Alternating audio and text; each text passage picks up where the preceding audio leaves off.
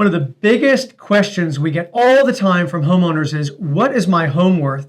Today, we're going to break down some of the misconceptions and sort of the pathways that mislead people on what the real value of the property is, and we're going to target on how to actually find it out. So let's get after it.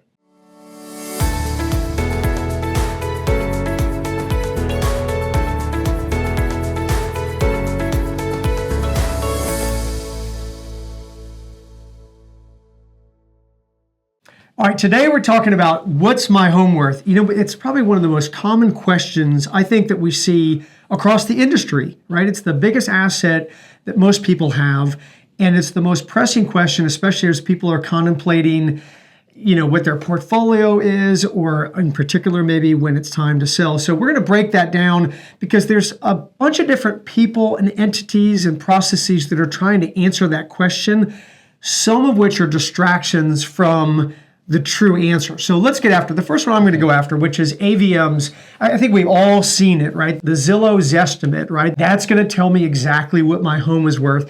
And the AVM is an automated valuation model, which basically is a computer algorithm crunching a bunch of data that it's typically getting from the county that the property is in. And it's trying to make conclusions based off of other sales activity and other values that are sort of being stated in the marketplace on what a particular property is worth.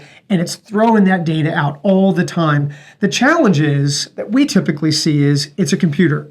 It doesn't know the local market. It doesn't, like in our local market, it doesn't know the difference between a lagoon view, a golf course view. It kind of considers the difference between a house that was built in 2020 versus 1990, but does it really know? Does it really understand all the aspects that are different between various properties? And I think the answer is no.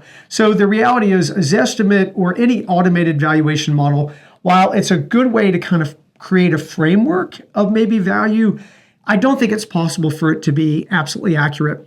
And in fact, we've got a tool that we're utilizing. So anybody that's watching and is interested in having something pushed to you through an AVM model on a monthly basis where you're just wanting to track that, you don't want to keep going back to Zillow, et cetera, you'd be interested in that. That's something that we put together. So comment here and let us know if you'd be interested in that. Let's go after the next avenue on that, Chris, which is appraisals. Something you have a near and dear kind of experience with in your career background. So let's talk about what the role of appraisal is in terms of people understanding what their house might be worth. Well, one of the main differences, you mentioned Zillow and maybe getting an appraiser to come, is just that. Zillow has never stepped foot in your house. Right. That's the role of the appraiser. So appraisers are hired for many different reasons. Appraisers are hired to establish market value. They might be establishing a market value on an earlier date, and maybe in an estate situation or probate situation or that sort of thing. Most frequently, we see appraisers come into the picture once a deal's already been constructed and put together. Right. And the appraiser comes in to validate that purchase and to let the lender know, is there any cautionary things they need to be aware of? So the appraiser does a lot of background information. The appraiser also looks at the contract of sale and that sort of thing. The appraiser should measure the house. They're getting a more complete assessment of what that property is. And then the other thing about an appraisal is an appraisal's not looking forward. An appraisal stops as of the effective date of the appraisal. Right. So that's something to pay attention to, because you have an appraisal that stops at the effective date, but maybe you're thinking about what's my house worth because I want to put it on the market. That could be a different number because you're projecting forward. Yeah, and I've always thought about appraisers have always seemed like the written word to me, like, oh, my house got appraised, and so that's absolutely what it's worth.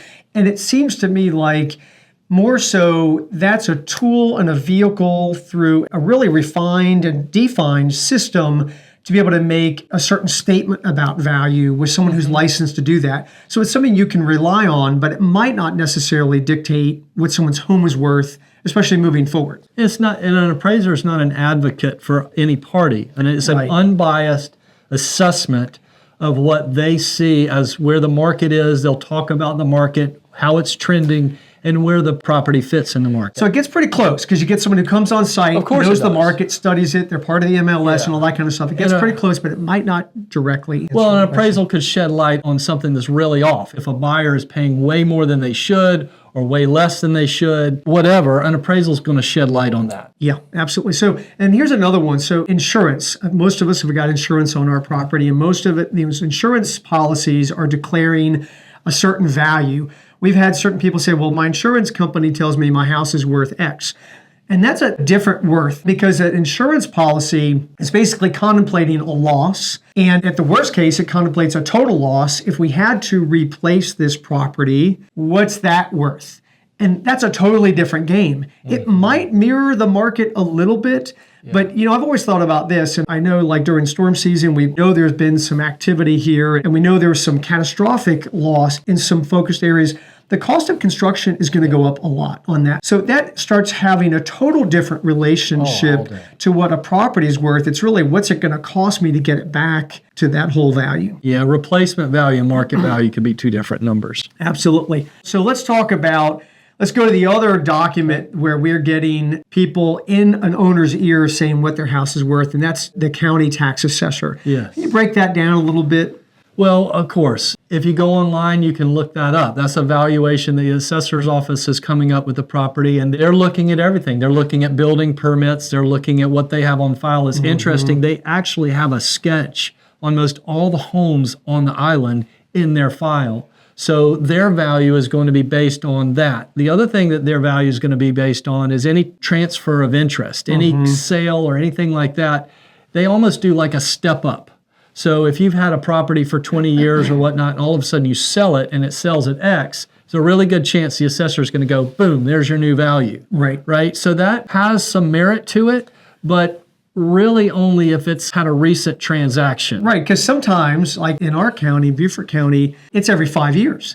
So if you own your property for 20 years, you're going to just once every 5 years or so, you're going to get an update on what your home is worth, and then it's going to stay at that number until the next time that's kicked off. Right. That doesn't allow for the transitions we see ups and downs in the market too. Right, and folks had the option when that assessment took place that they could contact the assessor if they felt like that was off, and they could put a claim in. Now, most people don't want their assessment to be higher just because they're paying tax on it. So they can do that appeal, etc. But here's another thing about the appraisers. They don't come knocking on the door. They don't come looking at the view. So again, it's not close enough to real what's my home worth, but it has its purpose. So now we've got situations where I think a lot of us get mailers, right? Like, oh, I got this postcard or that market report, et cetera. And we say that all the time. And folks have got that circle and they're like, well, my house is a lot better than that house. And so they start making a little bit more of that direct conclusion. And that's good market data to get kind of on the fly on a regular basis, but very hard to make a conclusion about what your home is worth when that property could be very different by age. The flyer might not declare all the differences that exist. There may not be sensitivities to the view or the land size or updates or any of those kind of things. And that tends to be missing a little bit. So that comes to the next step. Like most people are interested in getting an agent in their house to say, okay, now, Chris, tell me what's my home worth. That on-site evaluation to talk about pricing strategy. Just talk a little bit about how that gets a little closer to the mark. Well, it gets a lot closer just because your agent should be tracking market conditions, should be knowing the trending, which way a market's going, what the competition looks like, what the recent sales look like. They should verify those sales. They should call the agents that were involved in those sales and find out, what was the motivation behind? Was there multiple interest in something? Because an agent's job is they're trying to understand where a property could potentially transact and under the directive of the client, the owner. I mean, there's some situations where an owner they want to press a price. They want to say, hey, I don't necessarily have to sell. I think I could probably get X. I want to put it on the market at that and see what happens. I mean, that's the decision of a seller. Another seller might say, hey, no, I'm more interested in being realistic. I want to be at market value. I want to be where the market is resonating, and I position a property there. And some people will say, I want a fast transaction. I want an easy transaction. I want a bidding war. I'm going to price it under market. Right. So there's different ways to approach that. But the thing about the agent stepping into the picture is they come in, they have that conversation with you, and they do actually pay attention to where are the AVMs, where's the tax assessment, what's going on. So they pay attention to all of that. You kind of triangulate that data. It's all useful data. It's interesting to know what it's insured for and that sort of thing, what the county's got it at, et cetera. agents got the ability to study the mood of the market and forecast a little bit moving forward, which I think is different than what you were saying about the appraiser who's got sort of a stop date on that. Yes. It still doesn't answer the question. So now you've got a strategy about if I'm going to market, this is probably what it's worth. This is maybe where the market's going to react. But at the end of the day, the real answer exists with a buyer, where an unrelated, buyer and a seller, an arm's length transaction, decide to come together in an open market environment and say, hey, buyers, I've studied the market. I think it's worth here. And the seller said, I've come to market and I think it's worth here. And that's where the magic happens, right? That's ultimately where you absolutely figure it out. And that's a beautiful thing, right? And that's where you also need an advocate. Right. Yeah, you've got someone that can advocate to negotiate for you, to understand maybe that's a buyer who's making a lower offer, or maybe this is the best offer you're going to get and you need, we've had market exposure. So finding the absolute final, what's on the contract of sale value sort of requires a lot of that process to come together. So there you have it, guys. That's sort of probably the best way to kind of tear through figuring out what your home is worth. It's worth different numbers at different times in different circumstances to different entities. So there we go. Hopefully that was helpful.